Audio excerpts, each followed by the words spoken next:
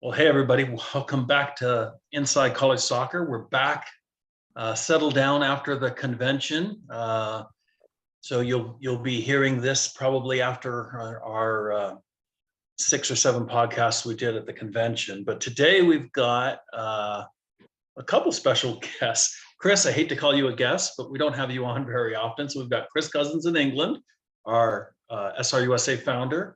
And we've got Paul Jennison, and Paul is out of Florida, currently working at the IMG Academy. He's a goalkeeper guy, so I'm always happy to bring on goalkeeper guys. Hey, Paul, how are you?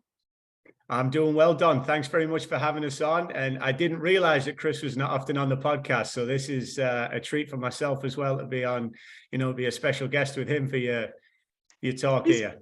He shows up every once in a while to help us out with some different projects. Hey, Chris, how are you? I'm good, thank you. Just if I got the invitation to come on, I'd be on every week. Well, yeah, that's got to be my fault then. Time difference, right? Time difference makes it tough. What is it, Chris? 8 o'clock, 9 o'clock? Yeah, 8:15 right now. Yeah. So Paul and I are laughing, and Paul's in the sunshine of Florida.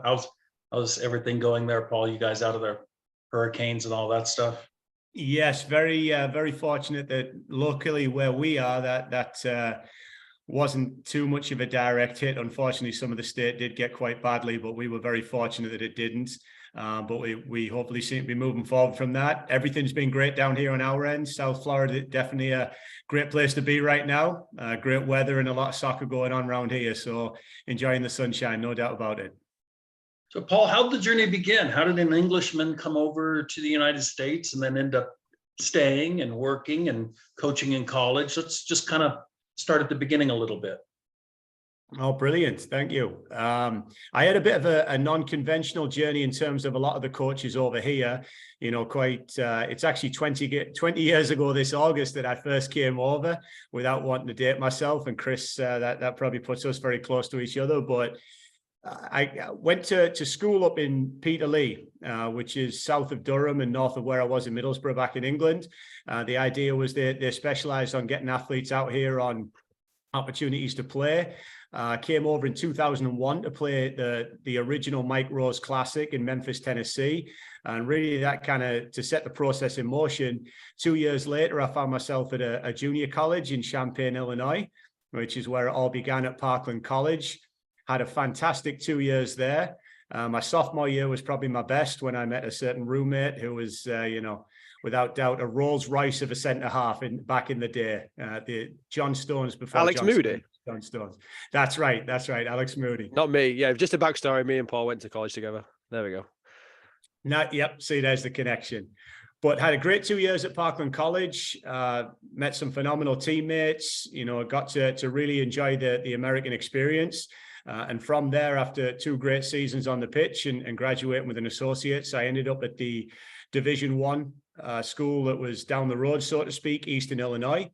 Paul, just to jump in there, you've got pretty fast. How did you end up at Parkland? Just to kind of, I know you went to that Mike Rose thing, but like, how did you actually literally end up at Parkland? Just kind of jump, if you can remember that far ago, that long ago. I can remember that far ago. It was actually purely by chance, because as I know everyone right now, when they're doing their college highlight reels, puts up a simple link or just sends out the information. Back then, we were sending out VHS videos to people. We had a game filmed on a Thursday in the pouring down weather, and I thought nothing of it. And my team that I was playing for at the time won 2-0. And I had a teammate of mine that had been trying to come out here and find various ways of doing so. And he'd sent the video to a coach, and it just so happened to be picked up by our college coach, Seamus Riley. And he'd seen the video, and the player in question and myself both received an email the next day asking if we'd had any interest. And I told my family that the first school that had showed a positive interest in me and given me that opportunity, I was going to take and show that same investment back. So luckily, Parkland was the first one that came forward, and that's really where it ended up happening. Who was the friend? Chris Nakubu? It was the very man, yes. I still speak to him. He's married to the Hulk's daughter. Do you know the original Hulk? There we go. Lives in LA now. There we go.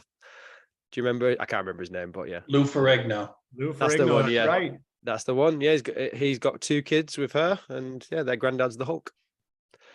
There we go. That's not bad. That's a good story, isn't it? So we've both done all right now. Our journey's out here so far. He didn't go to college the other day. He ended up staying, and He did. He found a different journey out. Yeah, and I turned up a year after you, and then so how do you do in junior college? What did you find? Tell us a little bit about the junior college route. What do you think about it? Any sort of positive, negatives? What are you finding? To be honest with you, I didn't see any negatives at all. I thought, and it's easy in hindsight now to look at people's experience, but in the junior college realm, we had quite an international and diverse team in terms of players from all over the world. Obviously, 20 years ago, it maybe wasn't as common to have an Englishman on your team. So I was certainly enjoying a good cultural shift of living in mid-central Illinois, which was a great life experience for me, and being based on the University of Illinois near their campus. But in terms of playing, we played against some very, very high-level teams, Merrimack College and Flo Valley, which were located in the St. Louis area. Very, very talented players. Again, the training regimen, the fitness expectations, the academic standards were all the same as any other division. So we found that was quite eye-opening. And again, obviously with having the coach from where we did, he held us to the highest standards, and accountability was nonstop. So I certainly loved the experience. I got to play for 2 years. I got some very positive accolades as an individual, which I might not have got had I gone into a school that had more established and upperclassmen dominated. So I was very fortunate in that. I was very lucky to be an all-conference and all-regional goalkeeper.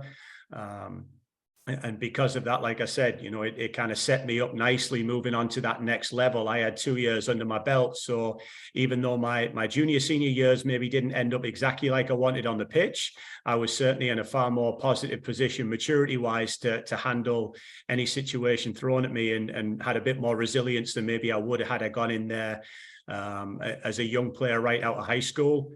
And I think I would add too, I did it a little differently in terms of I didn't start my freshman year until I was 20 years old, which I thought for me gave me a little bit more maybe worldly experience going in there, living away from home, rather than just kind of having that first time out of the house, moving to a new country and really having that experience taking me over.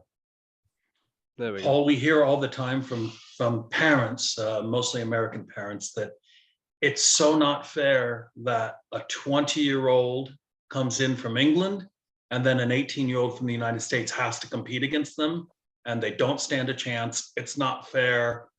International players should not be allowed in the United States at 20 years old to compete against freshmen. So what would you say to that? I mean, it's a brilliant question. I think you probably get somewhere deeper into the philosophical point then about development over the opportunity to win, and what is college sports? Is it about winning, or is it about player development? And I think obviously a way a lot of the competition is set up, the objective is to win games and to advance. If you have a player that's already gone through a large amount of that pathway and is ready to step in and perform in a performance-based environment, that they're often the players that should have that opportunity. I don't think it should necessarily be a domestic born or an international. I really don't think that comes into the question.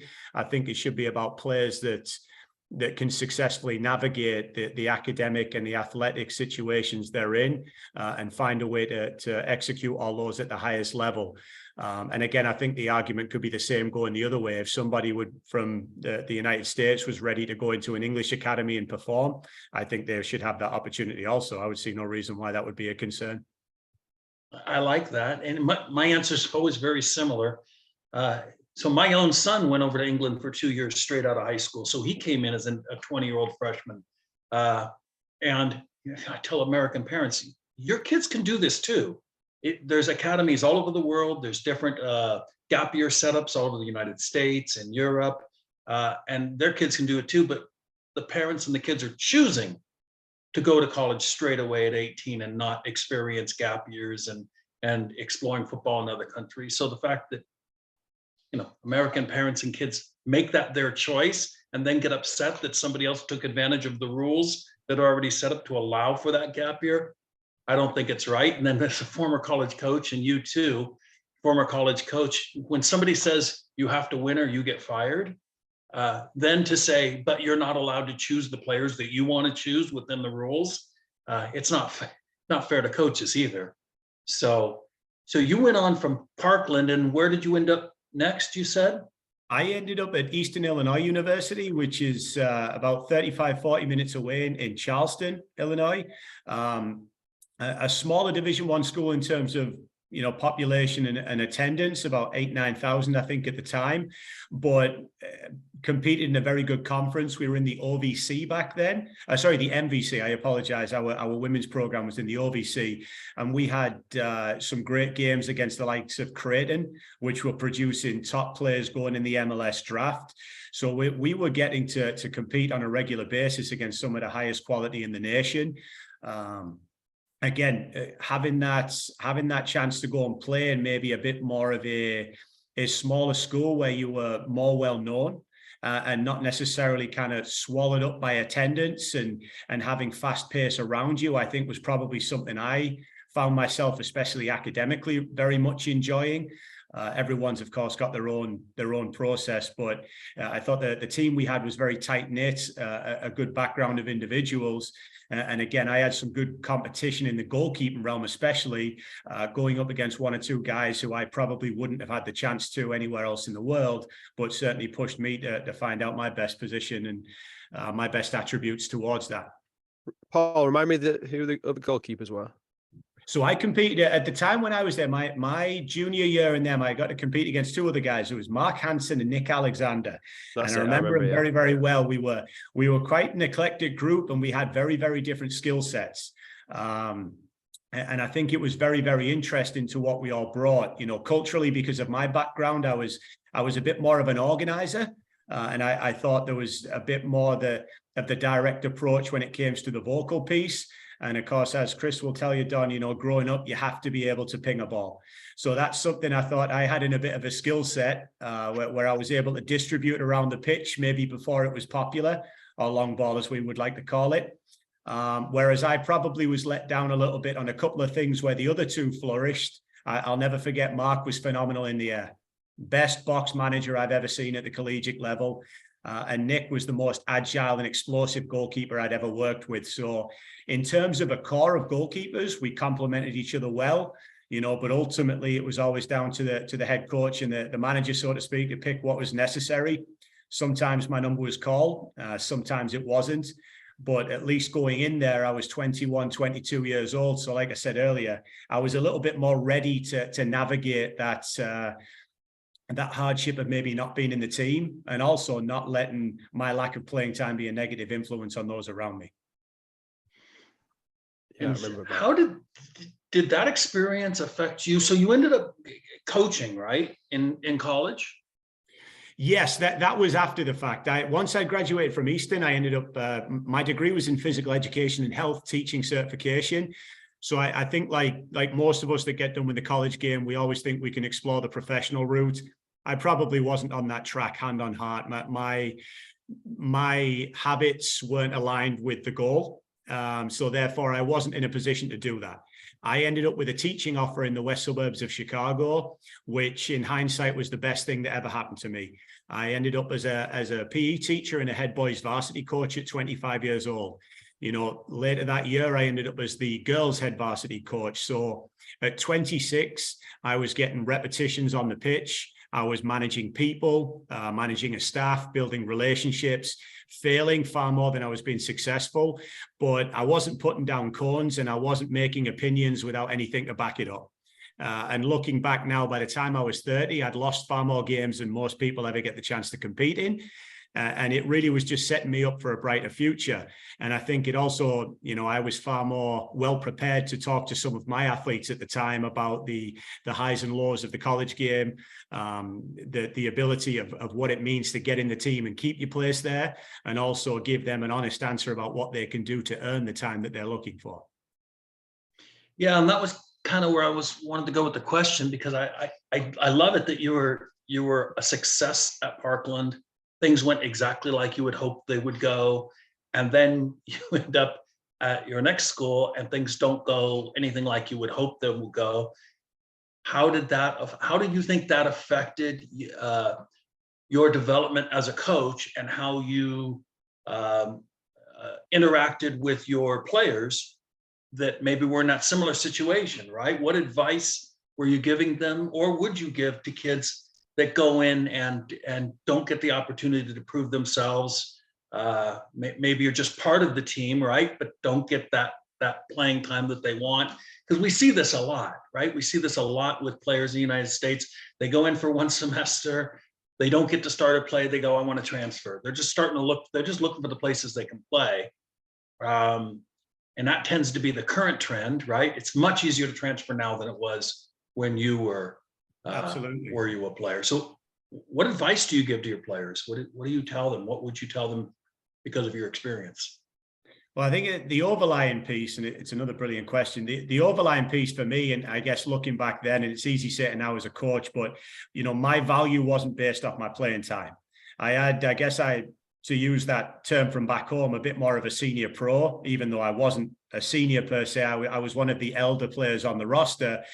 I had a bit more understanding of what it meant to enjoy the process and not equate everything with my minutes on the field. So for me, I was very well aware if I wasn't in the team, there was a lot of the younger guys that were looking at how I acted.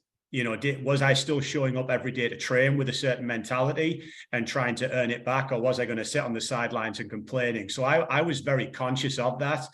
Plus, the reason I was there is the head coach had clearly valued me and brought me in. I thought I owed it back to him to at least put that same effort and intensity back in the program. And also, I think I was fairly smart in realizing the other goalkeeper was playing better than me. He was in the team because he was helping the team win. So I had to be smart about that too, that my job was to keep pushing him and make him play well. If he was doing that and staying in the team, fair play, because we were winning games. And then the mood in the camp, so to speak, was fantastic. You know, my job then was to just wait until my number was called. Sure enough, that did happen at part of the journey. And of course, luckily for me, I practiced for weeks on end without any, playing time reward. And then the flick of a switch, I was in the game and I had to perform. And that's really how it works out.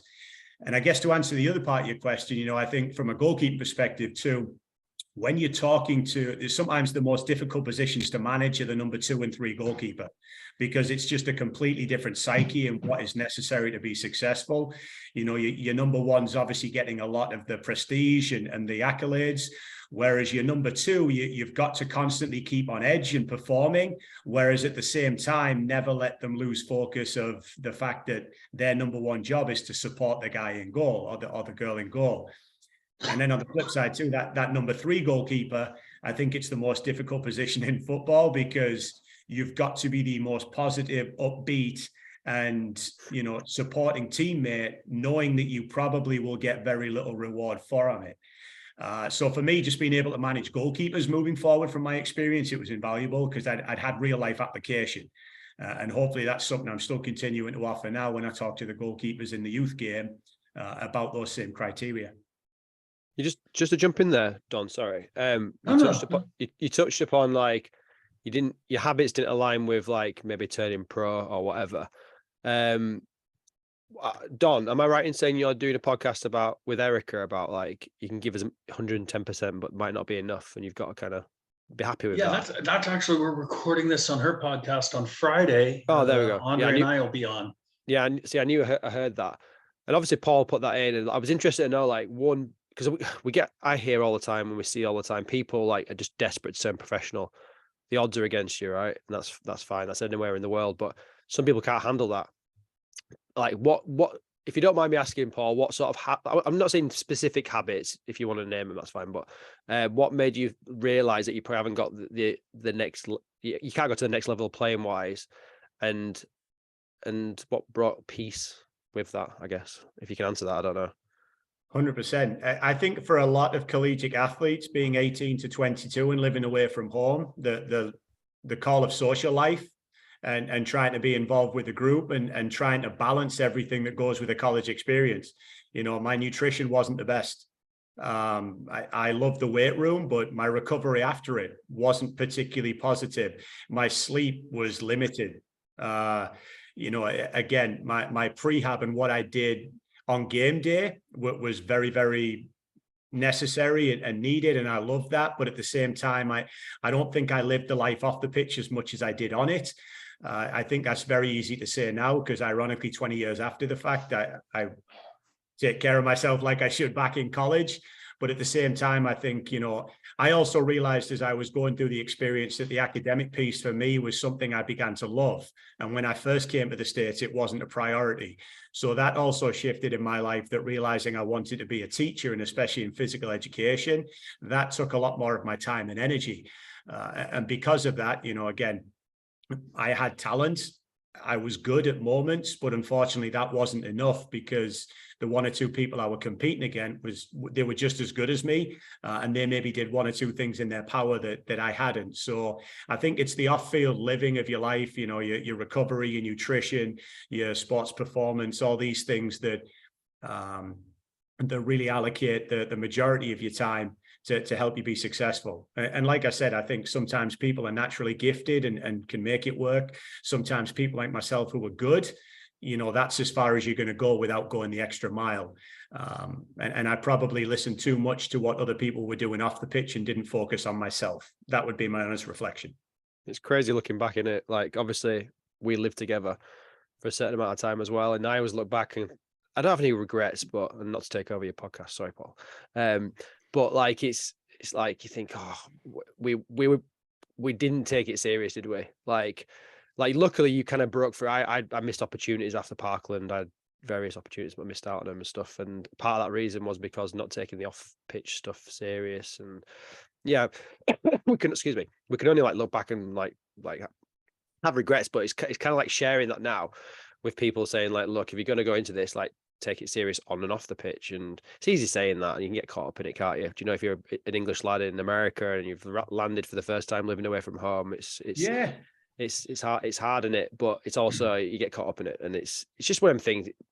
I always believe people will make it if they're good enough. Some people might make it if they just put a bit of effort in, and most people just don't have that extra 10% you need to make it. So that's why I wanted to ask about that one. I think it works the same way. I'm not even sure that after having coached a number of Englishmen and Argentinians and Germans and American kids, I think it's the same thing. I think it's just 18-year-olds, 19, first time away from home, basically. Yeah. You're not being monitored anymore. Your friends want to enjoy and experiment and have fun and goof around, and you want to do the same thing. You just want to live life a little bit, right? Without your parents being around you and under their thumb. I think it's just what kids do in general. I tweeted this not too long ago that, you know, if you're not paying attention to the weightlifting and the speed conditioning and the sports psychology bit and the nutrition and all of that, somebody out there in the world is, and you're behind that person. Yeah, 100%. And if you're unlucky enough, or maybe lucky enough, because it shows you what it looks like if you do it differently, but you get teamed up with those guys that are doing everything right, you start to realize real quickly, oh, I'm behind. And you know, it's nice to say that we should have 15, 16-year-olds focusing on all of that, but it's difficult. It's not that easy. It takes a lot of work, a lot of sacrifice, and it means you don't see your friends as much. It means you maybe not going on dates as much, and you're not, you know, living life as much, because you're focused in on that one thing. It's that old thing. How do you get to Carnegie Hall? Practice, practice, practice. And if you're practicing, you know, 1 hour a day, you're behind the guy that's practicing 4 hours a day. If you try to tell 16, 17-year-olds, like, odds are you're not going to turn pro, you're going to ignore it and go, well, I'll be that small odds, which is good, which is what you want. But there needs to be a sense of realism as well. But that's a whole other podcast, and I'm sure you deal with it every day at IMG. But yeah, so Don, do you want to carry on? So do you find this affecting your life and advice that you give to your students now, Paul, those experiences? Yeah, but only in a positive way, because again, you're coming from, you know, I can't talk to the athletes about what it's like to be a professional because I haven't been one. But what I can talk about is the experience of having things in front of me and not been focused towards it, you know, worrying about the noise, so to speak, and being concerned with things that were outside of my control. You know, we only ever, without being cliche, it's the attitude and the application, correct? These are the things that we do. We do control. And I think, as Chris said, you know, if you're good enough, you'll get seen. So for my point is, when we're talking to the athletes about how they live their lives and what they want to be seen, you know, I'm a firm believer that you can't change people's opinions, but you can change what they see. So for instance, if you're dressed professionally, if you're early, if you're set up for whatever the activity is, if you conduct yourself in a way, if you're shaking hands before and after the game, you know, I'm a bit, it's ironic because I wasn't this way as a player, but I'm very much against swearing as a player. And some people will disagree with me on this massively, and I have this debate a lot. I firmly believe if you're swearing around the field that you are losing physical and mental control of yourself. I can't rely on you in that key moment in order to be organized and put your best self forward. And if you can't put your best self forward, you're not going to have a positive influence on the team. And I think especially for a goalkeeper, we're often seen before heard before we're seen. I apologize. So the information you're giving has got to be concise. And I think, again, the presence that you have and the energy you give off is going to be noticed by all. So I think those experiences for me have definitely laid the path for how I like to coach. And please, I would, you know, I'd be remiss if I didn't say the coaches I had at the college level, fantastic. Not one thing negative about any of them. They were great people, great mentors, and any success or failure I had was probably down to myself, because ultimately once we cross the line, it's on the athletes. So I have nothing but accountability on that part. And that's really, again, one of those things I want to promote to the athletes that I work with and anyone else listening on your podcast. It's really your actions are ultimately you, not your words. So it's kind of keeping that life lesson and moving forward with it. Gold. Chris, you just got like 3 clips out of that need to be pulled out and put up. I really like that. This idea of taking responsibility for who we are and what we're doing is something that some players don't want to do. It's somebody else's fault, right? And I think that's really important message that you're sending. So when you were, I'd like to talk a little bit about your time at Northwestern, if we can. So one of the biggest academic schools in the country, I'd say consistently in the top 50 to 60 schools in the country that players name when they think about going to a great academic school. It's a big school, right? Not a smaller school. They've got virtually every sport. We can watch their football team on television, watch their basketball teams play. People talk about them. So because it's such a popular school, it's not a Parkland, right? I don't think any kid in England is saying, I want to go to Parkland. It's like, we haven't heard of it, right? But Northwestern might be on the lips of a lot of kids in this country and even in other countries. So as a coach there, what were you give us an idea of like before events, ECNL events or big events, big tournaments, how many kids might be contacting the college staff for you guys to come see them? How did you organize that? What did that look like? How did you decide what emails you were able to open and actually look at the film? And were you overwhelmed? How did that work? Well, I think I will tell you, I think for me, just popping into my kind of journey first and then coming back to your question, Don, you know, I'd gone from the high school level where I'd had some success, but I guess on a fairly local stage within Illinois. And then I all of a sudden am given this tremendous opportunity from a head coach and associate head coach who were beyond gracious and mentors to me and opened my eyes to the world in terms of college athletics and gave me full access to their program, you know, realizing that there is such a massive outreach of high-end academic athletes that can succeed in the classroom and on the pitch. And I think for me, that was the eye-opener that you've got players, you've got student athletes performing at a professional level while still preparing for doctorates. It really opened my eyes in terms of, I thought I'd navigated that for a couple of years when, again, I probably hadn't done as well as I thought I could. So that was fantastic. I think the key thing when you're looking at a school like that is you realize that you can't convince people that academics is a strong suit. It's either something you want to do or it isn't. And I think that's ultimately where a lot of the high-end academic schools will, they will have the opportunity to find athletes that will fit that mold, because again, some people either want to be challenged with that academic level or they don't. And I think that's perfectly fine either way. So we would obviously have a lot of outreach from athletes, but at the same time, I don't know if everybody truly wanted that level that at the time Northwestern or any of the Ivy League schools or any of the high-end academics would offer. It maybe just seemed appealing. But at the same time, like I said, tremendous school, and combining that winning mentality on the pitch and in the classroom was something special. So now I want to talk a little bit about goalkeeping and the goalkeepers that you would be looking for at Northwestern, right? What type of a goalkeeper? How you would identify the goalkeeper? What kind of qualities? Was it specific things that you needed because of your conference in order to win that you were looking for in a goalkeeper, or was Northwestern looking more to national level, like we can handle our conference, but this is what's going to happen in the tournament. This is what we're going to need in order to win. So how were you determining what kind of goalkeepers you were going after? Well, I think this is a philosophical question, because this is often where the goalkeeping coach per se and the head coaches tend to have a difference of opinion. Whatever the head coach wants, you get. They've got to fit the player profile of the team and of the program.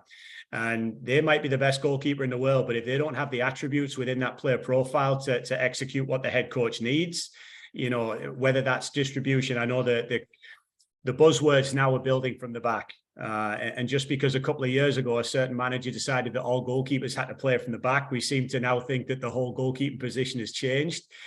When it really hasn't. It's still about keeping the ball out the back of the net. It's about organization. It's about leadership. It's about, first and foremost, protecting the goal and then the area. So I think these are all the key qualities that you want to fit in there. And again, sitting down with the head coach and saying, what do you need to be successful? And then you piece that together after the fact. My role was very much to prepare them for 5, 10, 15 minutes to be successful in training. And then from training to the game, it wasn't necessarily about the goalkeeping coach or the goalkeeper. They had to be the 11th player, first attacker, last defender. And I think that's why, coining a little bit of the phrase for goalkeeping coach is now defensive coordinator, to use the American lingo. I think you really are, because you have to realize how they impact not only the individual realm, but units and team shape. And if you can do that, I think ultimately from a developmental standpoint, you've got to make sure that, again, the player profile of the goalkeeper fits exactly what the head coach is looking for. So when were you sent out to tournaments or to events to actually evaluate goalkeepers in person?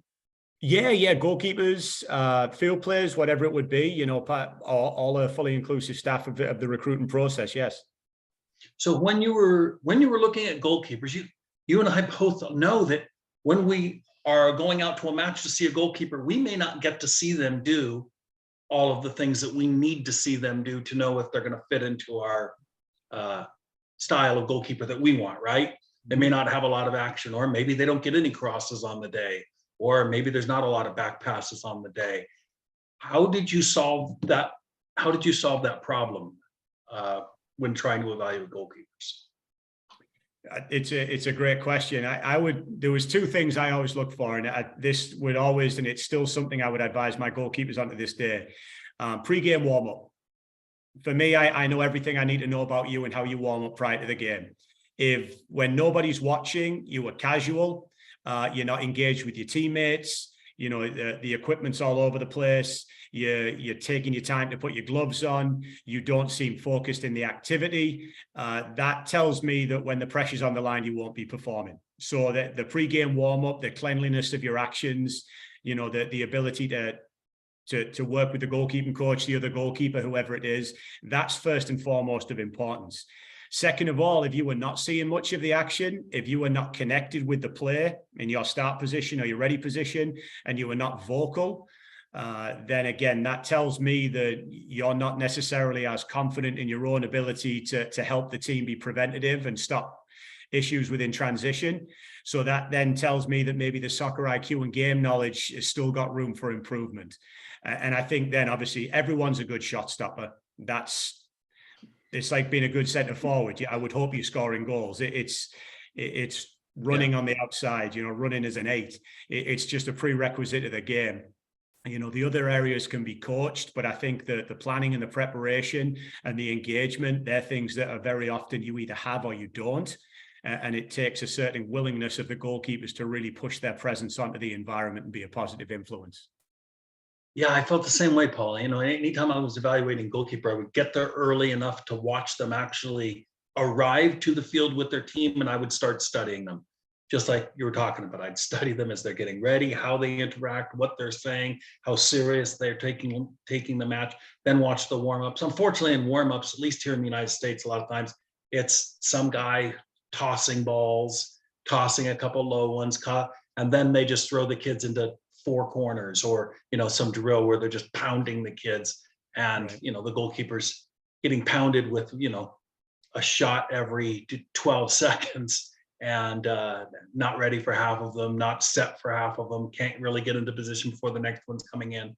So I find that goalkeeper warm-ups at the youth level here in the United States are just very lacking in ability to demonstrate. I think Tony Miola, I don't remember that name or not, but Tony Miola, I read an article from him 25 years ago, when maybe longer, and he said that a warm-up should basically be a mini practice of everything that happens in the match that we see. So we can collect a few crosses, we can collect a few hard shots to the hands, and a few dives, and a few and check our angles, and a few pass backs, and a little bit of everything. And I don't know why, after having played goalkeeper for as long as I played, because I never had proper warm-ups, and even after coaching, it struck me as, oh yeah, that's really what I want. That's what it should be. But it struck me as a novel idea back then, 20, 25, 30 years ago. Just to jump in there, Paul, when you saw a goalkeeper, this is at Northwestern, when you saw a goalkeeper and you liked them, did you, I'm sure there's different answers here, but did you always invite them to an ID camp, or was sometimes it just kind of, we like her, let's get her, or was there a set structure in place with that? No, that's good. And I think obviously everyone's going to be different in terms of those processes. I'm always a firm advocate that, anyone can have a good game and anyone can look good on one occasion.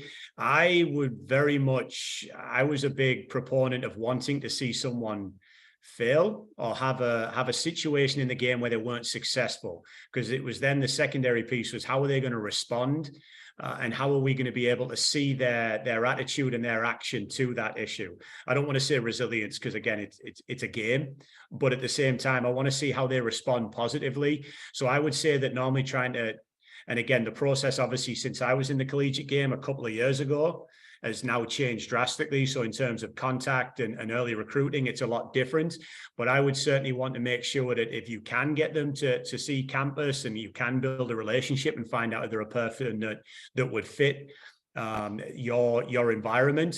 Because again, obviously I know, and we can certainly go into this now, but there's a lot of criteria why people would look for a school. And I think sometimes the coaching staff is obviously appealing and you want to have a good connection to them, but at the same time, coaching staffs can change.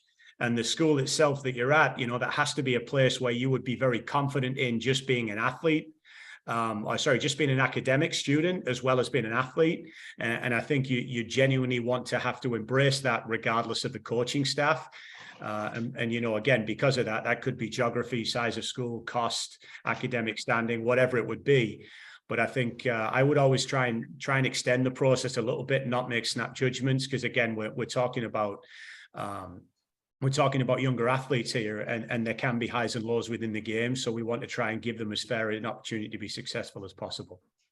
If a player comes to you who's in that kind of like not elite category, so to speak, just kind of like, yeah, it's a friend of a friend, or like, oh, Paul used to coach in college, or Paul knows some people.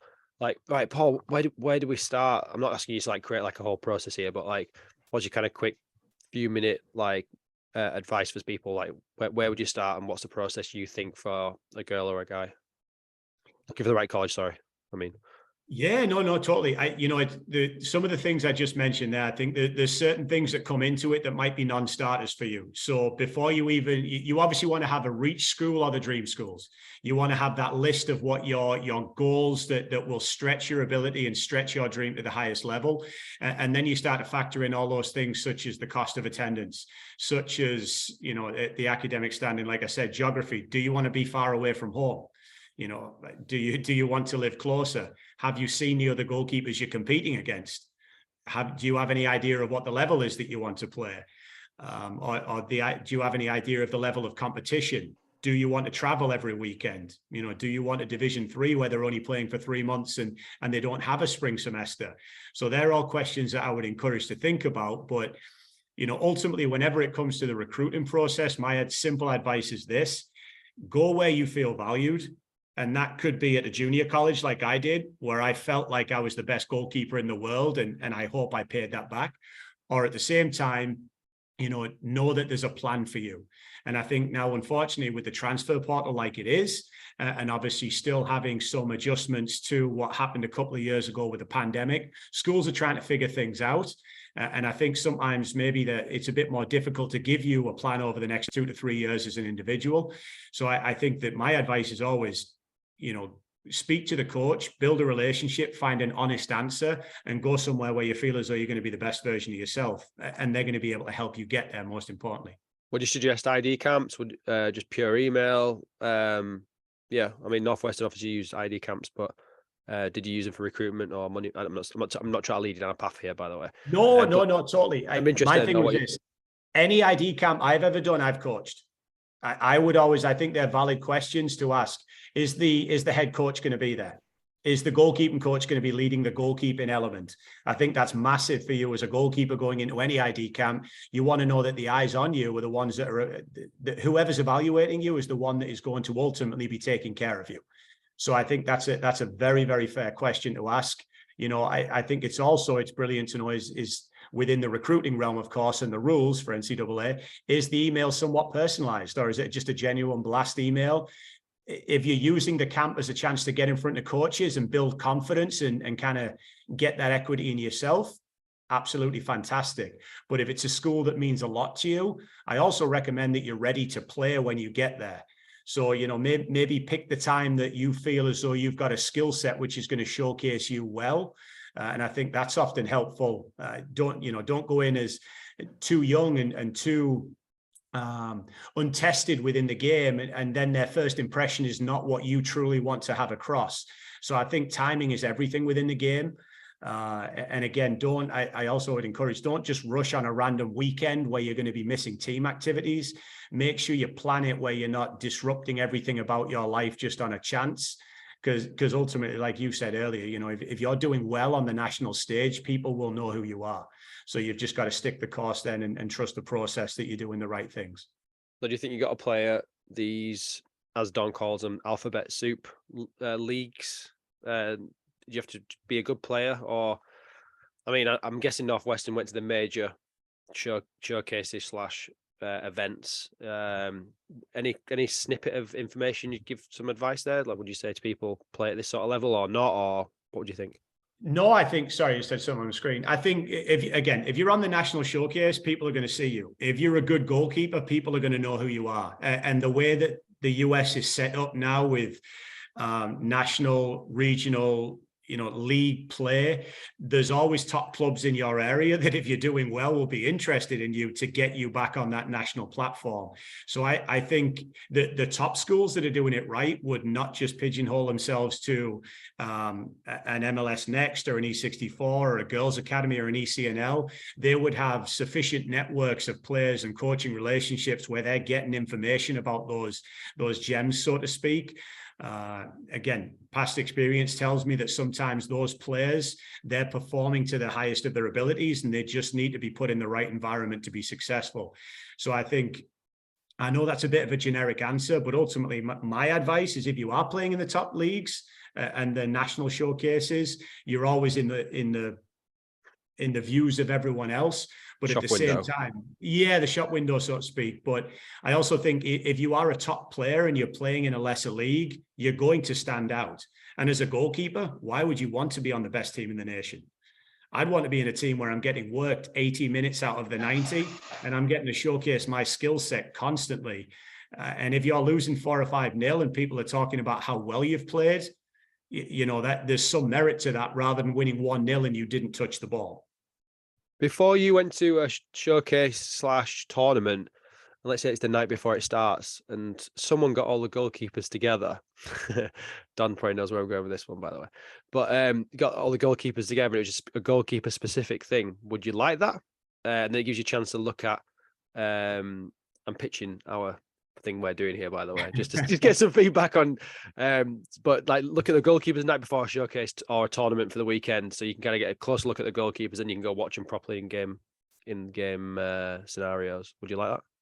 100%, mate. Any opportunity you can put them on the pitch, that's where they're going to shine. And like I said, you might well see at the start of that session, it's a more relaxed environment. So they're going up against other goalkeepers who, because it's goalkeepers around each other, it might not seem as threatening because it's not a game situation. You're going to get to see how they train. You're going to get to see those practice habits.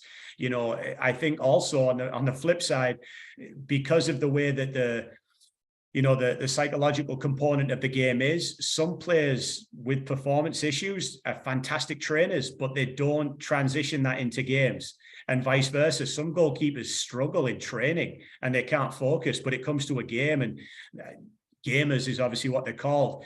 Any chance you get, especially for goalkeepers, to put them in front of others to show what they can do is a win-win in my eyes.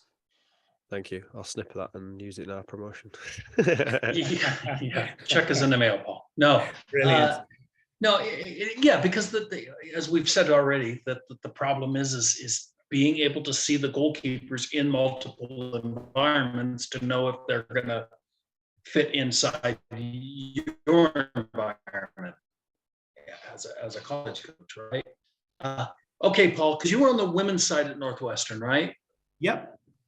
Yeah. Okay. So I've said this multiple times, I feel that there is a surplus of male goalkeepers in this country who are competent, who can go in and do a job, and from all over the world. There's a lot, and probably more than there are really spots for.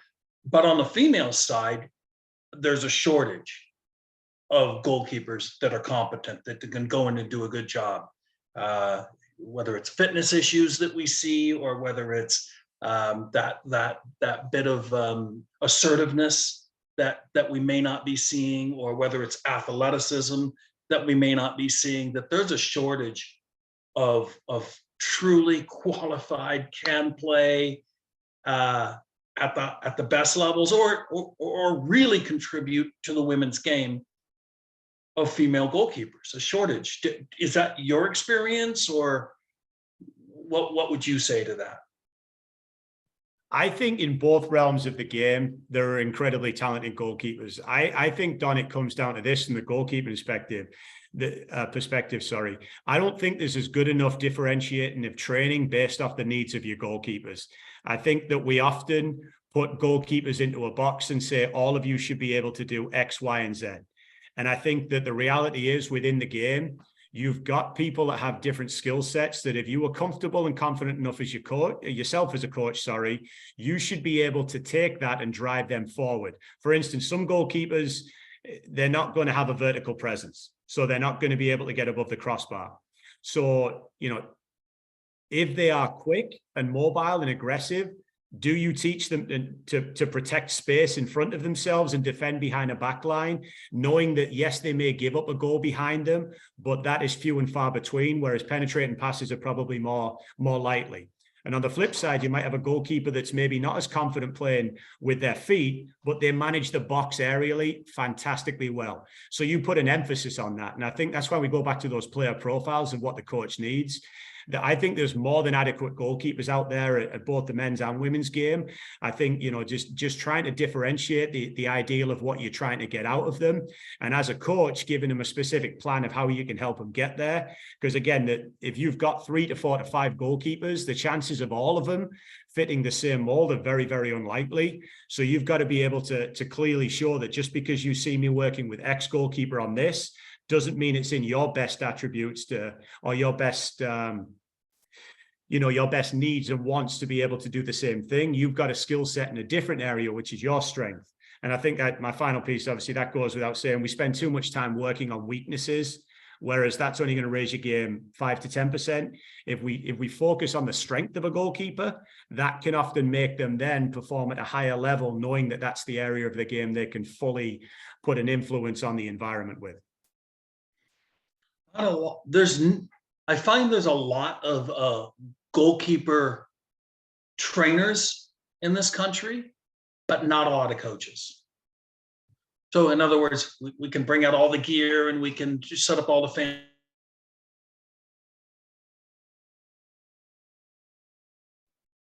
rebounders but there's not a whole lot of coaching going on. This is why you're not getting to that ball, right? This is, your set is late. Your first step is off. This is what we need to work on. This is where we need to improve. You're in an environment now where you're training good high level kids that are very serious about their game, and you did the same at Northwestern. Are you noticing what I'm noticing? 100%. I mean, more than, especially in the realm of social media now, when everything's about the destination and not the journey.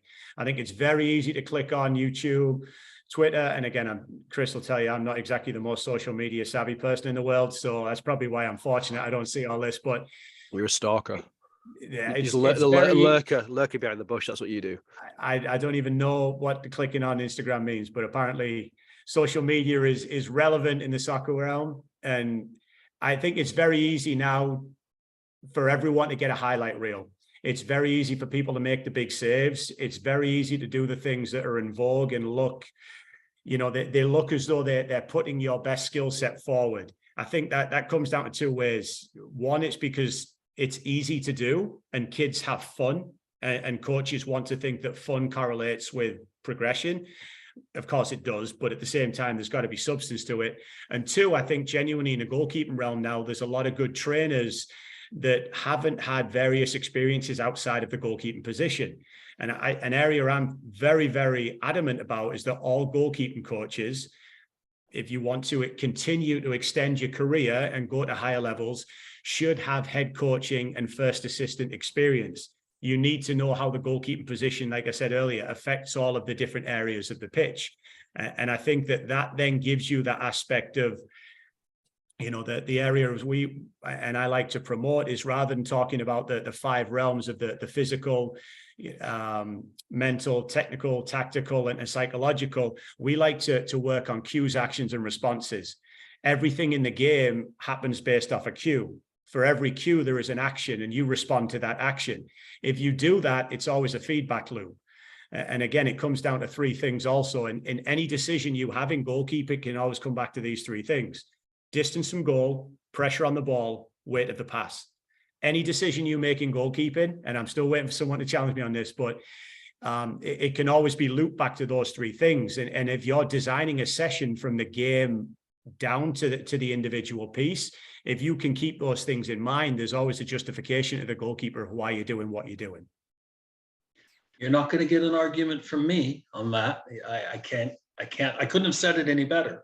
It's so true. And one of the quick quip sayings that I heard many years ago from Franz Zook that I repeated is that goalkeepers don't anticipate, they react. When you start guessing what's going to happen, then you find yourself out of position and you get beat. But that saying that good goalkeepers don't anticipate, they react feeds right into what you just said right there, Paul. And I think that's gold for goalkeepers and for young goalkeeper coaches that want to get better. You have to think about these things when you're training, because all we're doing is problem solving, right? In training, these are the problems that are coming up in the game that are costing us or will cost us. And then how do we train for these situations to make you more comfortable with them, to hopefully eliminate the opportunities on goal. 100%. Out of interest, just before you jump on, like I know, Paul, you kind of brush past, like you worked with the ODP and the US soccer centers, right? Regional centers and all that sort of stuff. Yeah. Any keepers you've worked with who've gone on, done stuff? Can you name check anyone? I mean, the one that that had a good career in the MLS, that I can honestly say that I didn't really have much influence on him, because he was only with us at the high school level for a year. But I worked with Charlie Lyon when he was first coming through, and Charlie was already on to big things with the Chicago Fire. He came back to play a year of high school, which in hindsight, he was such a good person for doing it, because it probably didn't benefit his development, but he represented his town and his community so well. He went on to have a 10-year career without really being a starting goalkeeper, but he was just the consummate professional. And to be honest, looking at the way he conducted himself, often answered many questions for what it means to constantly drive towards a goal without maybe getting as much reward as you should have got, because he was absolutely amazing in everything he did. And he's in the coaching world now, and he's someone that I would always recommend young athletes looking up to, because when he was with Seattle, he was behind or working with Stefan Fry and Tyler Miller. And he was just an absolute quality individual through and through. I can't speak highly enough of him.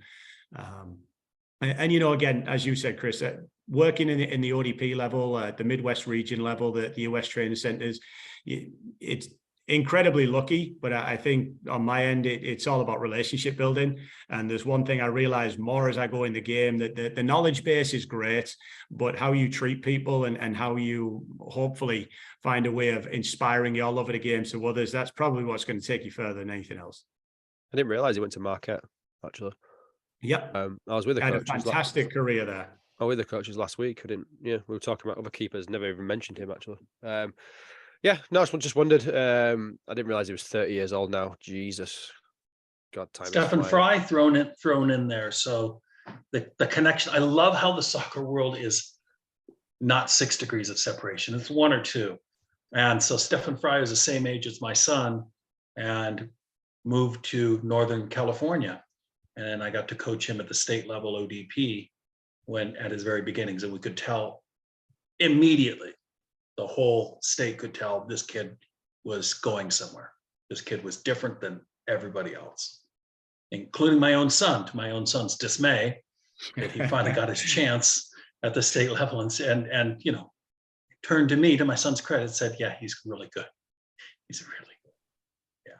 So what? 1 degree of separation. I love it. Yeah, I was going to say, is he still at Sounders? He is. There we go. Yeah, he is. He's been in the MLS a long time now. He's got to be coming. There was talk about him, why didn't he get picked up for the World Cup? And that because he's had a very good MLS career. Yeah. There you go. But anyway, quickly to ask about IMG, like what you're kind of doing there. So my role there is I'm head of goalkeeping, best role in the building. I get the opportunity to work with the boys and girls program. I have 2 full-time staff members with me, and they're incredible people, great coaches. That between the 3 of us, we work with our U13 through U19 age groups. We'll have 3 practice sessions a day between the boys, girls, and then the younger boys and girls on the evening. And obviously, like I said earlier, our job really is to help the goalkeepers with a technical base, but at the same time to make sure that they're understanding the message of the head coach and trying to help them be successful in multiple areas of the game. And I think I heard something recently as well. And in fact, it might have actually been from one of your last podcasts, Don, with Stuart. Listen to this. No, listen. Guess where they're both from? They're both from Middlesbrough. They both know each other as well, Don. Stuart Flaherty and Paul. They know each other. Okay, all right. Again, that's the degrees of separation. Yeah. Amazing. But I think he talked about not having a favorite coach. Is that right? He talked about, learning from multiple people. It resonates so much because again, it doesn't matter where the information comes from. And I thought that was so key. That's a message that we promote between the 3 of us. If a personality is something that you connect with and you find their information, even if it's the same from 3 people, but one person's information sticks, roll with it. At the end of the day, it all says goalkeeping on our title. So I think that's the key piece for us. And, we're pretty good with that. So we've got a great group of staff there, great group of goalkeepers. I'd like to think we're getting better all the time. We keep looking for new ways, but ultimately a fantastic place that is looking to develop top aspiring collegiate athletes and hopefully some professionals along the way. This is kind of a setup question because I don't know that there's what the answer is to this, but we've seen look, when I started playing, I could pick up the ball from any situation, right? So I didn't need to be good with my feet. So we've all noticed over the past 25 years that playing with your feet, being part of the team, being part of the 11 on the field has been important. But what do you see as the next progression for goalkeepers, or is there another progression? Have we reached where you see it going? Is there trends that you see happening out there that youth coaches maybe aren't prepared for yet, but need to be prepared for? Well, I think this is a loaded philosophical question. I think it's always dangerous when we base everything off the professional game and then expect athletes that are just starting their journeys to be picking up the same skill sets that professionals are leading with. I think if you start working with a 12-year-old now, to have Edison and Allison and I'll use Jordan Pickford for the English example, but as those three with their ability to the feet, that's great. But the chances are that the game will not necessarily evolve, but as you said, there'll be a new trend. I think at the end of the day, it's about keeping the ball out the back of the net. I'm still an advocate on leading with your hands and not going with your feet. I love blocking and spreading. I understand it. It looks great. But why lose mobility when you can save with your hands? You know, I understand building from the back, but why do you want the goalkeeper in possession and your centre-backs in possession more than your 6, 8, and 10? I think there's just certain trends in the game that will change. You only have to look at the English goalkeeping department and you see the big difference. Jordan Pickford is obviously phenomenal in distribution, hands and feet. And then you have Nick Pope, who by definition is probably not his strongest skill set, but you put him with that back four of Newcastle, they don't ever get beaten aerially and nobody's playing the ball centrally into the box. So I think it's all going to come down to what the next trend will be. I think what you will find in the progression of goalkeeping is we'll kind of go back to what the more traditional role was. I would look at Joe Hart in his heyday as the guy that we'll probably see a little bit more of in time coming forward in terms of goalkeepers just simply making saves and playing the ball to the players that can actually influence further up the field. I can see why you like him, Chris. I like him too. I like you, Paul. You're very, I think that's a very astute answer. I think that was very well thought out because you're right. We do tend to see youth coaches talk about, we want to play like Brazil or we want to play like this way. And same thing with goalkeepers. This is what they're doing. So this is what we need to get you ready for when they don't even have the basics down. And again, it's about getting success in the game. So I love nothing more than a side volley. I think it's fantastic. But if you had to put your time and energy into dealing with a cutback situation or an angled strike across your body and challenging for a ball in traffic, I think they have far more relevance than what looks fashionable. So I think it's also allocation of time and trying to help these goalkeepers have the overall skill acquisition to be successful in the big picture. That's brilliant. I like it. Just a disclaimer. I had no choice but to like him. Our Irish coach went, he's English. There you go. Put us side by side in 2 rooms next to each other and said, yeah, you will be friends. That was basically we'll be friends. And if this was a different podcast, it'd be a whole set of new stories. Should we leave it on that? Yeah. That one, yeah, we'll save for something else. Inside college soccer's after hours. That's right. Yeah. Keep it PG, please. Exactly. Well, thank you, Paul, for spending over an hour with us. And you've been blushing the whole way through, Paul. What's going on? I know. It's only January as well. I hope I hold this for the whole year. Thank you. Sorry, Don. Carry on. At least he's not orange. That's jaundice, probably. All right. Okay. Thanks, Chris, for setting this up. This is good. We've got some really good advice coming out of this. I can't wait for parents, young coaches to hear and learn from your experience. Thanks, Paul. No, thanks for having me. Appreciate it, both of you. And to be fair, Don, to Chris, he's been asking me for the last few years, and I'm normally the one that's got an excuse as to why I couldn't. You've been hounding sorry. me. Actually, that's the other way around. Yeah, I was asking you to be on this. I apologize. Finally got you on. I can leave you. You can leave me alone a little bit now. Jesus. Sorry about that. Yeah, no, chill out a little bit now. Yeah. All right. All right. Okay, Chris. So we can probably cut that there. That was a good wrap up. Stop recording.